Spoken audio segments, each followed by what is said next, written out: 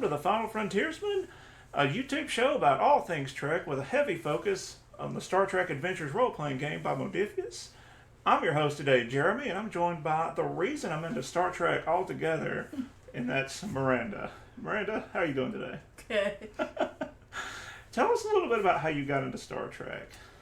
Well, for me, it was a family thing. I remember, being like 8 or 9 years old. TNG was still on the air, and it was one of the only shows that me and my whole family could agree on. Mom, Dad, me, 2 sisters, there wasn't a lot that everybody liked, but Star Trek was always that unifying show for us. So. Mm-hmm. I gotcha. So what we're doing here is we're continuing my video set on cosplay, and you also got me into cosplay a little, if I'm if I'm not mistaken, right? Tell me a little bit about where that came from. I think you got that the other way around. You think so? Yeah. Well, we'll tell that story later, I guess. So tell me a little bit about what got you into cosplay.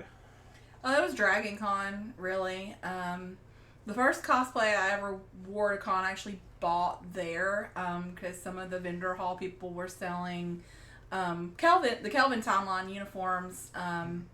And they just look really good, so we each got one. And then the first day that I actually cosplayed, I got a lot of attention, and after that, I was kind of addicted to it at that point. It is. So, it's like a drug when somebody runs up to you and they're like, "Oh my God, I'm into the thing that you're into," right? Mm-hmm. And now you have a brand new friend. Yeah, right? yeah. And it was so simple too because it was literally just black pants and like the Kelvin shirt, but I don't know. It ended up looking good, and. I got Try to get a little bit better every year. That's cool. Okay.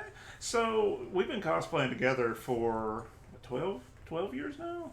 A long time. A really long time. So the big purpose of this particular segment that we have on our show is advice. What advice does Miranda have about cosplay? Well, I've only really recently started doing character cosplay. Mm-hmm. This 7 of 9 is my new outfit that I'm going to wear for Dragon Con this year. And before that, I did Dr. Anna with Lower Decks. Before that, I really just did the general, the Star Trek uniforms. And for me, it's always the little details that make it stand out. So having, a really nice badge, making sure that your clothes fit and you're comfortable in them. Some of the outfits that we had bought had pants that were made with the outfit, and I hated them. Oh yeah. So I just went and found myself another pair of pants that, looked good and it fit, right, so that I could be, because when you're comfortable, people can tell. Absolutely. Like Seven's outfit has high heels, and I will not be doing that. So. Right, yeah, because in one of my earlier videos, we talked about a piece of advice that you always talk about is the details. The details matter. So, you got to worry about occasionally things like those high heels. You want to look like the character, but when you're standing at a convention for sometimes 14, 15 hours, because these conventions can get pretty wild, comfort is important. Comfort is important, and just feeling good about what you have on, because you'll think that your outfit is ready, and they're like, let me just add this one little more thing. Let me add this other thing here. But the more that you layer on and the more that you do, the more complete that it feels. So. Absolutely. And people notice even if they don't realize what they're noticing. So. Right. Are there any stories at conventions that stand out to you where people recognize you or really appreciate the cosplay that you have? Yeah, like I said, the first time I did a character cosplay was Dr. Anna, and I remember I put it on. I walked out of my hotel room. The second I walked outside, somebody yelled, "Dr. Sana!" and they're waving at me. And then they'll call you by your character's name, so you get a lot of really fun interactions like that. Another time that was really special to me was a girl walked up to me and said, "Oh, your costume fits and it looks good, and you have the same body type as me. You're not super skinny, but you look like me, basically." And just feeling like she could be represented. I think that meant a lot to me too. That's important too. It's like one of the messages I always try to say is don't be afraid to cosplay. Yeah. I get it. I get the fear of walking out there and, oh my God, one of these people think I'm weird. They don't. They actually appreciate that. And They really do. Yeah, because it might make that person just a little bit more brave to do what they want to do. Absolutely. Right. So, I know you talk about Star Trek. Like, one of the things that got me into it is because I could just put on a shirt. You could just be anybody. Sure. Right. I'm just a guy in a red shirt. Right. I'm just Commander Bill. Right. But now you talk about you recently got into character cosplay. Can you really speak to that a little bit? Like the difference is it you really enjoy being recognized as a Star Trek fan, but now you also are getting recognized as a character, right? Well, it's all about the interactions that you get with people. Because just like you said, somebody can feel comfortable enough to talk to you if you're in a costume because, okay, this person put themselves out there. Maybe that's somebody that is, would be willing to talk to me, Or like you said, that they like what you like.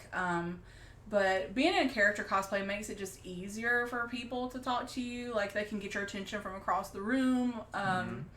Or you get to, pretend to be the character a little bit, which can be fun, too. Yeah. And Ta'ana is a little grouchy, a little mean, and that sort of thing. Yeah. I remember an experience that I had where a guy, he looked at me, and he takes a double take, because I was doing Shax from Lower Decks.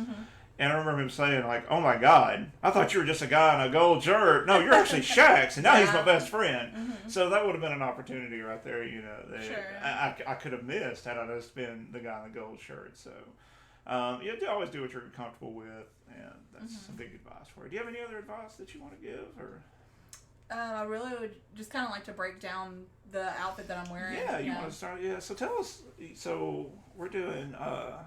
7 of 9. Yeah, 7 of 9. Specifically 7 of 9 from season 3 of Picard. Okay, all right. So what did it take to get this together? For somebody, like if you're talking to somebody who has never cosplayed before, let's try to go from there. And what steps did you have to go through? Maybe start out with like, why did you do 7? And then how do we start putting this together? So I really just like 7 as a character, especially in Picard. I really like what they've done with that character. I like that she's a little bit older. If you're dressing like an anime character, they're all 15 years old, and I'm in my late 30s now, so I don't kind of need a grown up to model myself after. So I like that inclusion, and I just really like the way that the character looks. Like, I love this uniform so much. And I've never done any kind of prosthetics before, so that was a new thing. So it's really just stretching what I can do as a cosplayer. Cool. All right, then. So when you just made this decision, we're going to do 7 of 9, like, where do you start? I guess in the uniform, right? Yes, so the uniform first. So we got the jacket. Can you tell me where we ordered the jacket from? The jacket's going from Costume Art. Everything that we bring up, I'm going to put in the bottom in the links in the description. So it'll kind of help you track these things down. So Costume Art is where we got your uniform from. Really, really good work that they did. I really love the details, especially on like the shoulder. You got the chevron. The chevron. That's up there. Really, really big fan of that. Now, one thing that you did have to add though was the dickie. Yes. So there is no undershirt that comes with this jacket. So you can wear a black turtleneck. We are going to be in Atlanta in the middle of, or the early September, so it's going to be very hot. So we got a dickie, so it's just like the neck part of the shirt. Yes. Yeah. You don't want to add layers. It looks real weird. So it's a dickie. And then the pips are 3D printed. Yes. The badge comes from fan sets, so getting these little pieces here, and then of course we have the pants. So the pants for this outfit are solid black with a red stripe. So what I did is I just bought a pair of black pants from Amazon, and got some red ribbon, I tried to hand sew them because I can't sew, and it didn't work out so good. So my mom helped me with that part. So she sewed the ribbon on the side of the leg. If you don't have a mom that can sew, you can take it to a dry cleaner, and they'll do that for you for like $5 or $10. So that's a really good idea. Yeah. Sometimes to get this cosplay done, you do have to reach out for some help. You know, I think you and I really bounce off of each other quite a bit. You know, I rely on you for makeup, and occasionally when it comes to prosthetics. Not that great at makeup. When it comes to prosthetics, though, like what you're wearing now, that's again 3D printed. Yes. So the face pieces are printed out of PLA, which is going to be a harder plastic, and then Jeremy airbrushed them to get them a little bit shinier.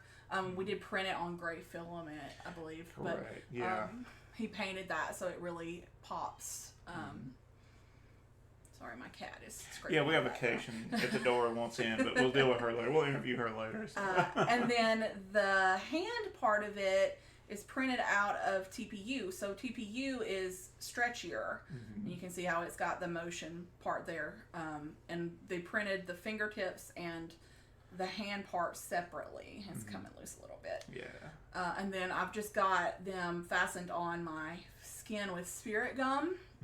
So you put the spirit gum on, and you have to hold it down for longer than you think you have to hold it down. So maybe a full minute of sticking a piece of plastic to your face. But honestly, the longer that it's on, the stickier it gets. So I feel like it's very secure now. Like it's not going anywhere. It's been on for probably 20-30 minutes now. So you're confident that you're going to wear this at a convention and it's not going to go anywhere anytime soon. So spirit glue or spirit gum. It comes in a little vial. I'm going to have some pictures popping up for you guys. It comes in a little vial. It's going to have a little brush. Yes, so it has a brush, and I just brushed the inside of the prosthetic really good. So I try to get every piece, and then when I hold it to my skin, like it can really adhere to like the little hairs and whatever's on my face. So like I said, it feels like it's on there pretty good. And I also got some spirit gum remover to help me with loosening it up and getting it off my skin when it's time to take it off. Now, are those usually sold together in a pack? Yeah, I bought them together. Yeah. You bought them together. Okay. Very nice. You look fantastic. And then the last thing is the wig. Yes, so, the wig. I have very long natural hair. And of course, like we said, being in Atlanta in the heat, I don't want to deal with trying to style that. So I'm a big fan of wearing wigs with my cosplays. And like Jeremy said, we'll post some pictures with it as well. But I like to braid my hair in like a loose braid and fasten it at the small part of my head. That way you can see like there's not a whole bunch of lumping and stuff at the top where my real hair is. It can be a challenge to get the wig over my real hair still just because I have a lot. So the tighter you can pin your hair down, the easier it comes on. A lot of people wear wig caps. I never really have. I usually just pin my hair down and then I pin the wig. You want to pin it all along like your temples and then here at the back of your head as well, behind your ears. That'll keep it from sliding back and forth. I also really like wigs that have bangs because it covers the hairline a little bit. But this one come out pretty good. It's just a wig that I got off of Amazon. So I just look for cosplay wigs. Just cosplay wigs. And just kind of just try to relate it as close as you can to the character you're shooting for. Yeah. Really cool. All right. So is there any other advice that you'd like to give for somebody who's just getting started into this, or perhaps any advice for somebody who's like just getting into the convention scene, perhaps? Anything that real specific you'd like to give for them? Well, just start where you are. You know, there's going to be all different levels of skill and practice. And like Jeremy said, we've been doing this for a long time now, so I think we get a little bit better every year. But people are going to be happy just to see you participate and to see you try, and you'll have fun just being part of that community too. Absolutely. All right. Well, I really appreciate you coming on and talking about this. So if you would like to ask anything, please feel free to reach out to us. Myself or Bill will be happy to do it. And Miranda and I are going to be at Dragon Con this Labor Day weekend in Atlanta, which is going to be a big deal. So if you'd like to, meet either one of us, please reach out, and we'd be happy to do that. We're going to be shooting a lot of videos on scene at Dragon Con and kind of showing what the convention scene is like. So, hey, if you want to show up and you want to be part of this thing and you've got some cosplay tips yourself, please don't hesitate. We'd love to have you. And Bill and I would love to reach out or have you reach out to us, and we'll get you on. We'd love to talk to you. Until then, guys, we really appreciate you. Live long and prosper.